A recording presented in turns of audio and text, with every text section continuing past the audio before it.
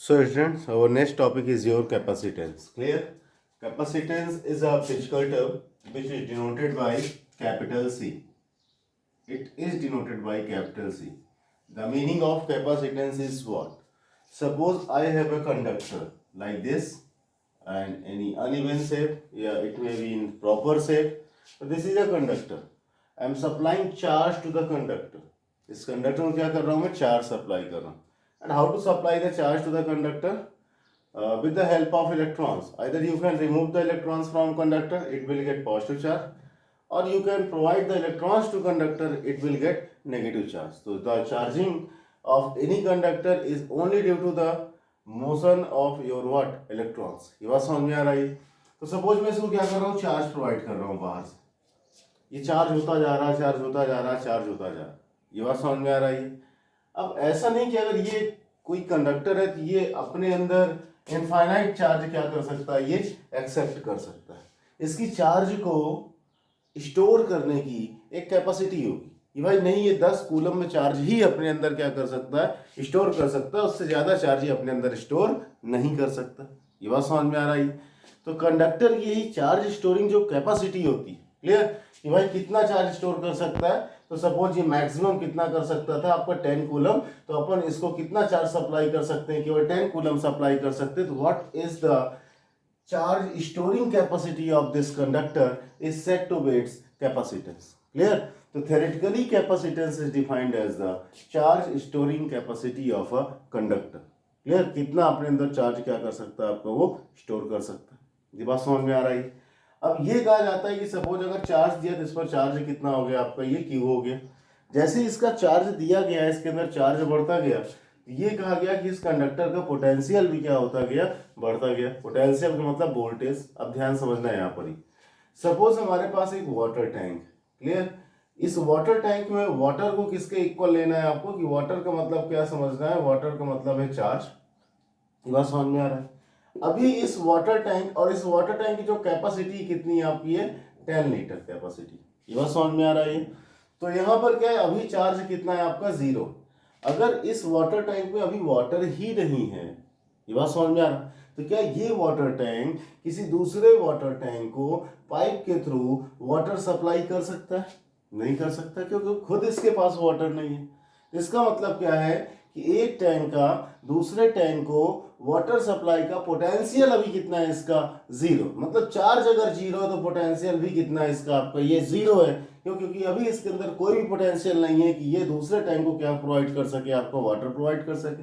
लेकिन जैसे ही इसके अंदर अपन ने थोड़ा सा वाटर भरना शुरू किया, वाटर भरना शुरू किया, तो मतलब क्या आ गया इसके अंदर? सपोज चार्ज आ गया, क्योंकि वाटर किसके इक्वल है ना? चार्ज के equal.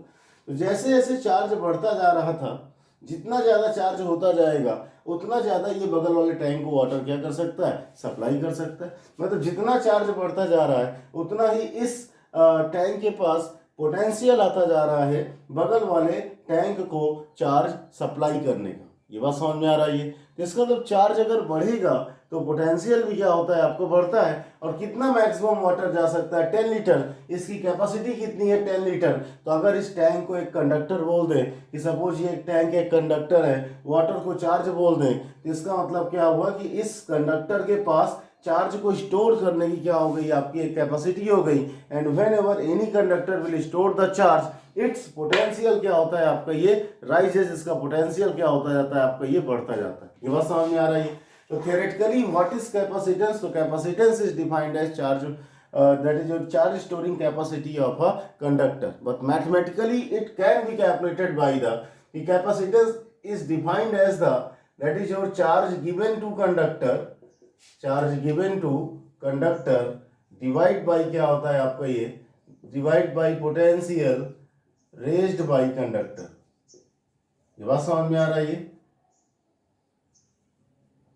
Potential raised by conductor. Correct? So what is capacitance? Theoretically it is defined as the charge storing capacity of the conductor, and mathematically it is defined as the charge given to conductor to the potential raised by conductor. That is your, if we are giving the charge Q and conductor is increasing its potential, that is your V. तो इसका मतलब क्या हो गया? This is the formula of your capacitance. By applying this formula you can calculate the capacitance of any charge conductor. ये बात समझ में आ रही है। अब अगर इसको अपन कैलकुलेट करेंगे तो इसकी यूनिट क्या होगी आपकी, तो यूनिट क्या होगी, क्योंकि यूनिट होती है कूलम और इसकी यूनिट क्या होती है आपकी volt, the coulomb per volt. But it is very rare कि आपको कहीं पर भी इसकी यूनिट कूलम पर वोल्ट लिखी मिले। इस कूलम पर वोल्ट को ही एक यूनिट और बोलते हैं, दैट इज योर फैरड। ये बात समझ में आ रही है। तो कैपेसिटर की यूनिट क्या होती है आपकी, ये फैरड होती है। फैरड का मतलब क्या हो गया यहाँ पर आपका, ये कूलम पर वोल्ट हो गया। कोई प्रॉब्लम इसमें ये। So the unit of capacitance is what, that is your coulomb per volt which is equal to what, which is equal to the farad. ये बात समझ में आ रही इतनी, कोई समस्या है इसमें। So ultimately capacitance is what? It is defined as the charge storing capacity of a conductor. अब यहाँ पर सपोज क्या है कि इस कंडक्टर की कैपेसिटेंस, इसका चार्ज दिया तो इसने अपने अंदर कितना चार्ज इंक्लूड किया, 10 कूलम, क्लियर। और इसका पोटेंशियल बढ़ के कितना हो गया, सपोज ये 5 वोल्ट हो गया। अब कोई कहे इसकी कैपेसिटेंस कितनी है, तो Q की वैल्यू यहाँ पर 10 रख दो, V की वैल्यू 5 रख दो, आ जाएगी 2 फैरड आ जाएगी। इसको 2 कैपिटल F भी लिख सकते हो। फैरड का सिंबल क्या होता है आपका, ये कैपिटल FV होता है। ये बात समझ में आ रहा है। तो इसका मतलब ये इसकी चार्ज स्टोरिंग कैपेसिटी कितनी है, 2 फैरड। कोई प्रॉब्लम इसमें ये बात समझ में आ रहा, डन। अब यहाँ पर क्या है कि capacitance of a spherical, capacitance of a sphere, ये बात समझ में आ रही है। यहाँ पर देखना चाहते हैं capacitance of a sphere. Suppose हमारे पास एक spherical conductor, clear, this is your spherical conductor and this is the center and suppose the radius of spherical conductor is how much, that is your r। ये बात समझ में आ रही है। हमने इसको क्या किया, चार्ज किया। हमें ये देखना है कि अगर इस r रेडियस का कोई कंडक्टर है तो ये अपने अंदर कितना चार्ज स्टोर कर सकता है। मतलब हमें इसकी क्या निकालनी है आपकी, ये कैपेसिटेंस निकालनी। तो कैसे इसकी कैपेसिटेंस को कैलकुलेट किया जाए, तो यहाँ पर देखो क्या है। सपोज अपन ने इसको चार्ज दिया, इसको चार्ज देते देते इसका चार्ज कितना हो गया, Q। तो वो चार्ज कहाँ पर जाएगा, इसकी सरफेस पर जाएगा। वो चार्ज पॉजिटिव भी हो सकता है और वो चार्ज क्या हो सकता है आपका, ये नेगेटिव भी हो सकता है ये। तो यहाँ पर इसको कौन सा चार्ज ले रहे हैं अपन, पॉजिटिव चार्ज ले रहे हैं। इसको अपन ने क्या किया, चार्ज दिया। तो चार्ज कितना दिया इसको अपन ने, Q चार्ज दिया। इसकी रेडियस कितनी है आपकी, ये R। तो अगर इसको Q चार्ज दिया तो इसका पोटेंशियल बढ़ के कितना हो गया आपका, ये V हो गया। ये बात समझ में आ रही है। और ये एक स्फेरिकल सेल है, चार्ज इसकी आउटर सरफेस पर है, ये एक कंडक्टर है, चार्ज हमेशा इसकी पेरीफेरी पर रहेगा। तो भाई इसका पोटेंशियल कितना हो जाएगा। अगर कोई पूछे अगर इसके पेरीफेरी पर टोटल चार्ज Q है, इसकी रेडियस R है, तो पोटेंशियल कितना हो जाएगा, तो V इज इक्वल टू हो जाएगा 1/4πε0 Q डिवाइड बाई कितना हो जाएगा आपका, R हो जाएगा। और चार्ज कितना यहाँ पर आपका Q है ही है। सो इसकी कैपेसिटेंस कितनी हो जाएगी, from basic definition it is defined as the ratio of charge divide by potential raise to the conductor, that is your Q upon कितना हो जाएगा आपका, ये V हो जाएगा ये। तो यहाँ से Q डिवाइड बाई V की वैल्यू कितनी हो जाएगी आपकी, ये 1/4πε0 Q डिवाइड बाई कितना हो जाएगा, R हो जाएगा। Q से Q क्या हो जाएगा आपका, ये कैंसिल हो जाएगा। ये टर्म उठ के कहाँ चला जाएगा, ऊपर चला जाएगा। ये 4πε0 कितना हो जाएगा आपका, ये R हो जाएगा ये। And that is said to be the capacitance of the conductor. ये बात समझ में आ रही है। तो स्फेरिकल की जो कंडक्टेंस होती है वो कैपेसिटेंस होती है कितनी होती है। अब ये क्वेश्चन पूछा जाता है कि अगर इसकी रेडियस को हाफ कर दिया जाए, R की जगह कितना कर दिया जाए, इसको R/2 कर दिया जाए, तो ये अपने अंदर ज्यादा चार्ज स्टोर करेगा, कम चार्ज स्टोर करेगा। तो भाई यहाँ पर देखोगे कि जो इसकी कैपेसिटेंस है वो सीधे सीधे R के क्या है, ये प्रोपोर्शनल है। अगर आप R को कम करोगे तो ऑब्वियस सी बात है C की वैल्यू कम हो जाएगी, और अगर आपने R की वैल्यू बढ़ाई तो C की वैल्यू भी क्या हो जाएगी, बढ़ जाएगी। तो इसका मतलब क्या है कि स्फेरिकल कंडक्टर की कैपेसिटेंस उसके रेडियस पर डिपेंड करती है। ये बात समझ में आ रहा है, ये कोई प्रॉब्लम इसमें, डन, ठीक है। So students, we have seen about the capacitance. Capacitance is defined as the charge storing capacitor. Clear? Now we are going to move towards the capacitor. So capacitor is what? Capacitor is defined as the charge storing device. Clear? It is defined as the charge storing device. कितनी maximum capacity store कर सकता है ये उसकी property है। ये कौन बताता है, कैपेसिटेंस बताता है। अब कोई डिवाइस कितना स्टोर कर सकती है, that is said to be capacitor. ये बात समझ में आ रहा है ये। तो capacitor is what? Capacitor is device which can store the charge inside it. तो कैपेसिटर अगर एक डिवाइस है तो उसके स्ट्रक्चर में क्या होता है? तो कैपेसिटर डिवाइस के अंदर क्या होते हैं? दो कंडक्टर होते हैं। ये बात समझ में आ रहा है? क्या होते हैं आपके यहाँ पर? ये दो कंडक्टर होते हैं। इस तरीके से एक कंडक्टर ये, दूसरा कंडक्टर क्या है ये। एक कंडक्टर चार्ज होता है, ये बात समझ में आ रहा है? एक कंडक्टर क्या होता है आपका? ये चार्ज होता है। और दूसरा कंडक्टर क्या होता है आपका यहाँ पर? ये ग्राउंडेड होता है। ये बात समझ में आ रहा है? ग्राउंडेड का मतलब क्या होता है यहाँ पर? ये दैट इज योर अर्थिंग होता है। चार्जिंग बाय इंडक्शन याद करना, वही वाला कुछ है। ये बात समझ में आ रहा है? तो capacitor is charge storing device. It consist to conductor separated by a very small finite distance, separated by a small finite distance in which one is charged and other is grounded या other is earth। Earthing का मतलब क्या हो गया यहाँ पर आपका? ये दैट इज योर, आपने क्या कर दिया यहाँ पर? ये ग्राउंडिंग कर। ये बात समझ में आ रहा है? It is defined as your capacitor. ये बात समझ में आ रहा है? तो यहाँ पर है क्या ये? It consist to charge, so it consists two conductors separated by a finite distance in which one is charged and other is क्या है आपका? ये ग्राउंडिंग। ये बात समझ में आ रहा है? अब ये जो दोनों होते हैं ये लगभग सिमिलर ही होते हैं। सिमिलर का मतलब क्या हुआ? सेम नहीं बोल रहा हूँ, लगभग क्या होते हैं आपकी? ये सिमिलर होते हैं। तो यहाँ पर देखो है क्या ये, इसको ऐसा भी कर सकते हैं। देखो यहाँ पर अब अगर आप चार्जिंग बाय इंडक्शन लगाओ तो चार्जिंग बाय इंडक्शन में इसके पास पॉजिटिव चार्ज, इसके पास कोई चार्ज नहीं।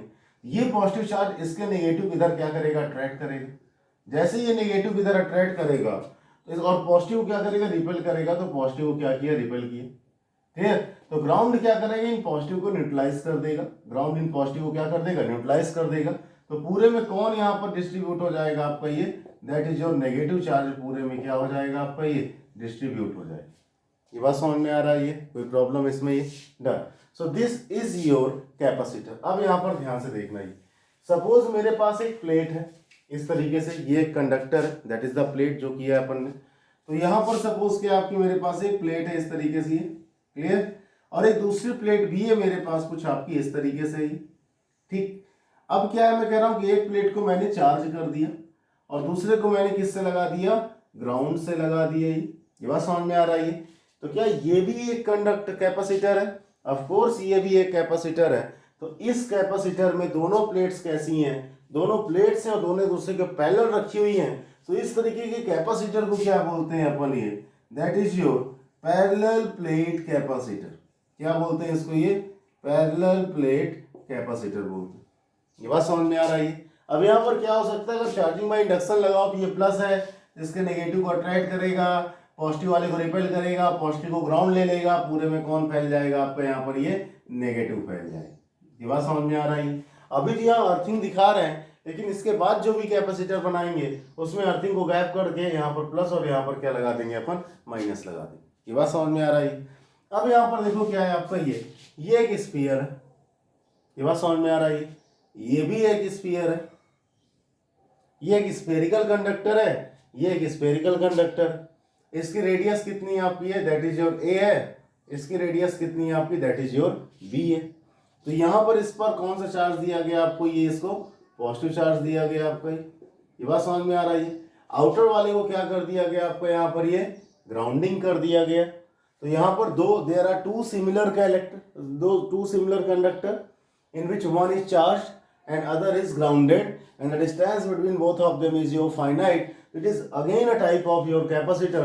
Since here both the conductors are spherical in shape, so it is said to be the spherical capacitor. क्या नाम होता है इसका? ये spherical capacitor नाम होता है। ये बात समझ में आ रहा है? ये ऐसा भी हो सकता है ये कि suppose we have a cylinder over here. This is your one cylinder. ये बात समझ में आ रहा है? ये clear? And there is your another cylinder like this. The one cylinder is lies inside the another cylinder like this. इस तरीके से ये clear? The inside cylinder is given to the your positive charge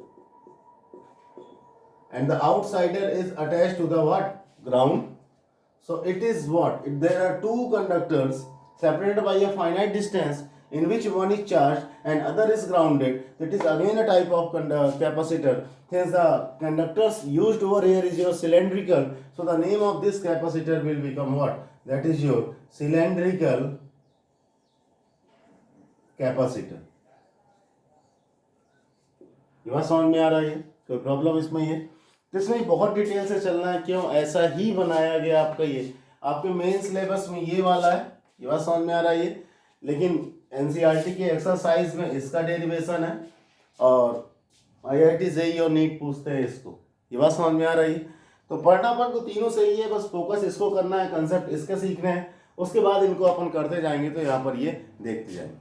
अब अगर ये capacitor है तो इसका मतलब ये अपने अंदर चार्ज स्टोर कर सकता है। भाई कितना, मतलब इसकी कैपेसिटेंस निकालनी है, इसकी कैपेसिटेंस निकालनी है और इसकी कैपेसिटेंस निकालनी है। तो अपन बारी बारी से फिनिश करते हैं। सबसे पहले क्या आएगा आपका ये capacitance of parallel plate capacitor. इस टॉपिक को क्या करते हैं अपन, कवर करते हैं और इसको कवर करने के बाद ही अगले टॉपिक पर अपन जंप करेंगे, ठीक है।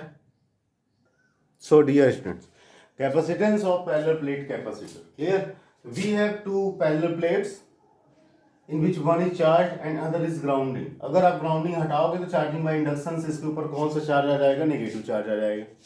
सपोज दोनों प्लेट्स का एरिया कितना है आपका A है और इसके ऊपर उतना ही नेगेटिव चार्ज आएगा जितना इसके ऊपर आपका पॉजिटिव चार्ज है। आप चार्जिंग बाय इंडक्शन पढ़ चुके हो, उसको एक बार आप रिवाइज कर लेना।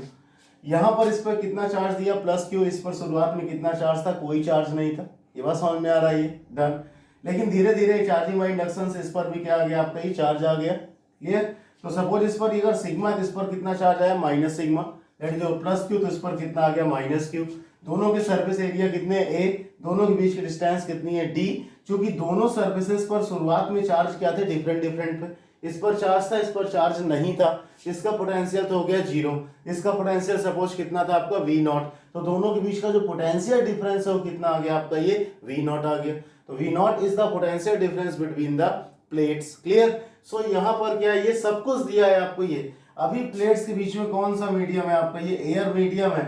और अगर एयर मीडियम है यहाँ पर आपका ये, तो एयर मीडियम होने के कारण यहाँ पर कोई कहे कि what is the electric field between the plates, तो अभी इसको बहुत थोड़े दिन पहले ही किया है, पिछली क्लास में किया, जहाँ इलेक्ट्रिक पोलराइजेशन कहा था। मैंने कहा two equal and opposite charges की प्लेट्स के बीच में जो इलेक्ट्रिक फील्ड होती है कितनी होती है, sigma by epsilon not. Sigma क्या होता है, चार्ज पर यूनिट एरिया, तो चार्ज डिवाइड बाई ए कितना आ गया आपका, ये एप्सिलॉन नॉट आ गया, क्लियर। अब यहाँ पर कोई पूछे ये बताओ इन प्लेट्स के पीछे पोटेंशियल डिफरेंस कितना है। क्यों पोटेंशियल डिफरेंस होगा, क्योंकि शुरुआत में भाई ये पॉजिटिव चार्ज होगी और ये वाली क्या होगी आपकी, ये ग्राउंडेड होगी। तो जैसे ही ग्राउंडेड है तो अभी इसके ऊपर कोई चार्ज नहीं, तो इसका पोटेंशियल जीरो। इसके पास प्लस चार्ज होने के कारण कुछ ना कुछ पोटेंशियल है, तो कुछ ना कुछ पोटेंशियल डिफरेंस है। और वही पोटेंशियल डिफरेंस कितना है यहाँ पर आपका, ये वी नॉट है। तो इस वी नॉट को कैसे कैलकुलेट किया जाए, ये बात समझ में आ रही है। तो अगर वी नॉट को हमने क्या करना है, कैलकुलेट करना है, तो V naught is equal to क्या हो जाएगा, यहाँ पर देखो ध्यान से, ये आपने पढ़ रखा है कि electric field is defined as the minus DV divide by कितना होता है आपका, ये डी आर होता है। ये बात समझ में आ रही है। Electric potential, electric field is defined as the minus DV divide by कितना होता है, डी आर। और आपने ये कहा था कि अगर सपोज हमारे पास टू सरफेसेस हैं और इनके बीच की परपेंडिकुलर डिस्टेंस कितनी, यहाँ पर अगर आपकी डी आर है और अगर इसका पोटेंशियल आपका v है, तो ऊपर जाने पर पोटेंशियल हो जाता है v माइनस डी आर। तो आपने final minus initial divide by ये किया था, तो आपको मिला था ये पोटेंशियल ग्रेडियंट। और negative of potential gradient is said to be your electric field. यहाँ पर इसी का यूज करना है भाई। पहले इसका पोटेंशियल कितना था, v नॉट। ये पहले इसका पोटेंशियल कितना था आपका v, और दोनों ही प्लेट्स के बीच की परपेंडिकुलर डिस्टेंस कितनी है आपकी d है। तो यहाँ पर जो e हो जाएगा, ये e कितना हो जाएगा, ये minus final potential minus initial potential zero minus V naught divide by perpendicular distance कितनी यहाँ पर d है। तो माइनस माइनस प्लस हो गया, तो ये आ गया V naught divide by D E. तो यहाँ से हो गया V naught is equal to कितना हो गया, e इंटू डी। ये बात समझ में आ रही है। तो इसको आपको इस तरह से नहीं यूज करना, बस इतना ध्यान रखना कि E is equal to V divide by distance, तो V is equal to E into distance, clear. तो बस अगर इतना याद रखोगे तो ये सारा तामझाम करने की तुम्हें बार बार जरूरत नहीं, और कैपेसिटर वाला टॉपिक तुम्हारा बहुत ही इजी हो जाएगा। जैसे मुझे पता है कि potential is equal to electric field into distance, तो भाई मुझे इन दोनों प्लेट्स के बीच का क्या चाहिए, पोटेंशियल चाहिए। भाई कितना पोटेंशियल डिफरेंस है इन दोनों प्लेट्स के बीच में, इलेक्ट्रिक फील्ड कितनी पूरे में, E नॉट। टोटल प्लेट्स के बीच का गैप कितना है, डी है, तो V naught is equal to क्या लिख दिया मैंने, ई नॉट इंटू डी, और ई नॉट की वैल्यू ऊपर से क्या उठा के रख दी, Q divide by A epsilon naught, Q divide by A epsilon naught into क्या हो गया, डी आ गया। अब आपको पता है कि इस पर चार्ज कितना है आपका, ये क्यू है, ये बात समझ में आ रहा है। तो कैपेसिटेंस कितनी हो जाएगी, Q divide by potential difference कितना आ गया, वी नॉट आ गया। तो Q divide by V naught की वैल्यू रखा Q D divide by A epsilon naught, Q से क्यू कैंसिल हो गया, ए एप्सिलॉन नॉट ऊपर आ गया, जिसको कि मैंने लिखा epsilon naught A upon D. ये बात समझ में आ रही है। इसका मतलब ये पैरेलल प्लेट कैपेसिटर की कैपेसिटेंस, क्लियर, ये किस पर डिपेंड करती है, ये डिपेंड करती है प्लेट के एरिया पर और प्लेट्स के बीच के गैप पर।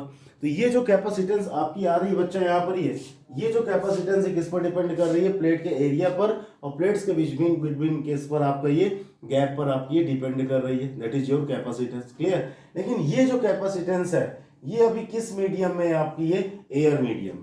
ये बात समझ में आ रही है, कोई प्रॉब्लम इसमें, ये किस मीडियम में आपकी ये अभी एयर मीडियम में। अब मैं यहाँ पर क्या कर दूं कि यहाँ पर अगर एक केस बना दूं, और केस नोट्स में लिखा है कि अगर इन प्लेट्स के बीच में कोई भी डाइलेक्ट्रिक स्लैब कंप्लीटली क्या कर दिया जाए आपका, ये इंसर्ट कर दिया जाए। ये बात समझ में आ रहा है, मतलब टॉपिक यही है, capacitance of a parallel plate capacitor in air medium. The answer is this, capacitance of a parallel plate capacitor when its gap between the plates is completely filled a dielectric material तो उसकी capacitance क्या होगी ये हमको देखना। ये बात समझ में आ रही है।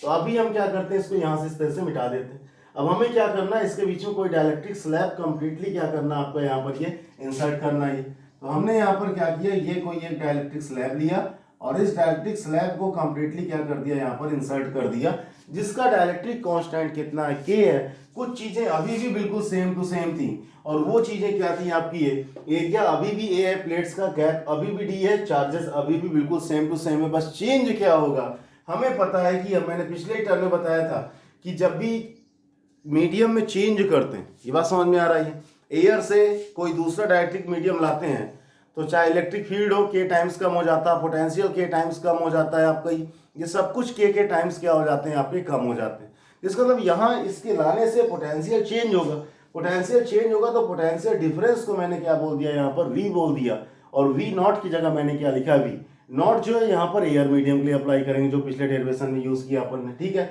तो यहाँ पर सपोज पोटेंशियल डिफरेंस कितना हो गया आपका, वी हो गया। अब यहाँ पर दो प्लेट्स के बीच की जो इलेक्ट्रिक फील्ड थी एयर में, वो कितनी थी आपकी, ये that is your E not थी। तो अब इन दोनों के बीच में इलेक्ट्रिक फील्ड कितनी हो गई है, दैट इज योर ई हो गई है। ये पिछले ही टर्म में पढ़ाया मैंने अभी, ये बात समझ में आ रहा है। जब electric polarization of dielectric slab देख रहे थे अपन, तो वहाँ ये सारे कंसेप्ट किए थे कि स्लैब के आने के कारण इलेक्ट्रिक फील्ड पर क्या फर्क पड़ता है और यहाँ पर उनमें कितना चार्ज इंड्यूस्ड होता है, ये सारी बातें, ये बात समझ में आ रहा है। ये जो इलेक्ट्रिक फील्ड है मीडियम के कारण है, तो मीडियम के कारण इलेक्ट्रिक फील्ड एयर वाले का कितना टाइम्स होती है, के टाइम्स होती है। Electric field between plates of capacitor, तो अब की बार ये इलेक्ट्रिक फील्ड कितनी हो गई आपकी, ई हो गई, और ई जो है एयर वाले का कितने टाइम्स हो जाएगी, के टाइम्स हो जाएगी, ई नॉट बाई के। तो और ई नॉट क्या होती है, सिग्मा बाई एप्सिलॉन नॉट, तो सिग्मा बाई के एप्सिलॉन नॉट, सिग्मा रख दो क्यू इज इक्वल टू, तो ये हो जाएगा एप्सिलॉन के ए कितना हो जाएगा एप्सिलॉन नॉट। तो इसको ऐसा लिख रहा हूं मैं, that is your epsilon naught ए, और कितना लिख रहा हूं मैं इसको, ये के लिख रहा हूं। ये बात समझ में आ रहा है। Potential difference between the plate कितना हो चुका है, वी हो चुका है। तो अब की बार पोटेंशियल डिफरेंस वी है, हमें पता है potential difference is equal to electric field into perpendicular distance between the plates. Electric field दोनों प्लेट्स के बीच में कितनी, ई है, परपेंडिकुलर डिस्टेंस कितनी है, डी है। तो यहाँ ई नॉट डी की जगह कितना आ जाएगा, ई इंटू डी आ जाएगा। जब ई की वैल्यूज को रखोगे तो सब कुछ सेम रहेगा, बस यहाँ पर एक क्या आ जाएगा, नीचे आपका ये के आ जाएगा। तो अगेन कैपेसिटेंस कितनी हो जाएगी, तो अब सी नॉट नहीं रहेगी क्योंकि वी की वैल्यू चेंज हो चुकी है। ये कितना हो जाएगा, क्यू डिवाइड बाई वी हो जाएगा। वी की वैल्यू रखोगे तो यहाँ पर कितना आ जाएगा आपका, ये सब कुछ सही रहेगा, सब कुछ उतना ही है, बस एक के नीचे आ जाएगा, क्यू से क्यू कैंसिल। ये एप्सिलॉन नॉट ए इंटू के कहाँ चला गया आपका, ये ऊपर चला गया, और ये आ गई कैपेसिटेंस उसी पैरेलल प्लेट कैपेसिटर की। जब कोई डाइलेक्ट्रिक स्लैब उस कैपेसिटर प्लेट्स में कंप्लीटली क्या किया जाए आपका, ये इंसर्ट किया जाए। तो कंप्लीटली इंसर्ट करोगे तो कितनी आ रही है, एप्सिलॉन नॉट ए के अपॉन डी। और एयर में कितनी आ रही थी, यहाँ पर ध्यान से देखना, ये ध्यान से देखो, एयर में कितनी आ रही थी, C is equal to epsilon naught A upon D, clear. और मीडियम में कितनी आ रही, C is equal to epsilon naught A के डिवाइड बाई डी। इसको ऐसा लिख सकते हो आप, epsilon naught A divide by D into कितना लिख सकते हो, के, और इसकी जगह क्या लिख सकते हो आप, सी नॉट लिख सकते हो, that is your C naught into K. इसका मतलब सी इज इक्वल टू कितना हो गया आपका, ये के सी नॉट। ये बात समझ में आ रहा है। इसका मतलब this is the first quantity in the physics जो डाइलेक्ट्रिक स्लैब के आने से इंक्रीज हो रही है। अभी तक फोर्स डिक्रीज होता था, इलेक्ट्रिक फील्ड डिक्रीज होती थी, पोटेंशियल डिक्रीज होती थी, पोटेंशियल एनर्जी डिक्रीज होती थी, but it is the first quantity in physics जो डाइलेक्ट्रिक स्लैब के आने से क्या हो रही है, के टाइम्स बढ़ जा रही। किसके वाले की? एयर वाले की। हर जगह फार्मूला होता था एयर डिवाइड बाई के, एयर डिवाइड बाई के, यहाँ के इंटू एयर आर। ये बात समझ में आ रहा है? ये कोई प्रॉब्लम इसमें? Done. So this is the capacitance of parallel plate capacitor. The main formula of the capacitance of parallel plate capacitor is how much? It is your epsilon naught AK upon D. If the medium is air, you can put K is equal to 1. ये बात समझ में आ रहा है? यहाँ से K की एक डेफिनेशन भी निकलती। तो K is equal to क्या है आपका? ये C डिवाइड बाई क्या है आपका? ये C naught. C is what? That is your capacitance in the dielectric medium, and C naught is the capacitance in the air medium. तो K मतलब डाइलेक्ट्रिक कांस्टेंट इज ऑल्सो, और पहले भी formula पढ़ चुके हैं इसके। ये एक फार्मूला पढ़ा था आपने, K is equal to that is your F naught divide by F M पढ़ाया था मैंने। ये एक पढ़ाया था K is equal to epsilon divide by epsilon naught, कुछ ऐसे पढ़ा था। ये इन दोनों की डेफिनेशन तो यहाँ से लिख ही सकते थे आप डाइलेक्ट्रिक कांस्टेंट की, लेकिन जो सीबीएसई बोर्ड का एग्जामिनर होता है वो कहता है define the dielectric constant on the basis of capacitance. ये बात समझ में आ रहा है? तो आपको यहाँ पर इस फार्मूले से क्या करना पड़ेगा? डाइलेक्ट्रिक कांस्टेंट को डिफाइन करना पड़ेगा, और आपको बोलना पड़ेगा कि dielectric constant of any capacitor is defined as the ratio of capacitor due to या capacitor in the dielectric medium to the capacitor in the what? That is your air medium. ये बात समझ में आ रहा है? कोई प्रॉब्लम इसमें? डन। तो यहाँ पर क्या है कि आज अपन यहीं तक करते हैं। आज थोड़ा सा सो के उठने में देर हो गई थी, दैट्स वाई कुछ करना पड़ा मुझे क्लास का। ठीक है, तो थोड़ा सा आज मैं वीडियो अपलोड करता हूँ। नेक्स्ट टाइम पे लाइव क्लास में आएंगे तो कैपेसिटेंस का सबसे इंपॉर्टेंट पोर्शन और मेन पोर्शन क्या करेंगे अपन कवर कर लेंगे। सो आपके लिए ये है कि आप पढ़ाई करते रहो, और इस वीडियो को मैं स्कूल ग्रुप में अपलोड करूँगा तो वहाँ से आप इसको देख सकते हो। Okay, thank you.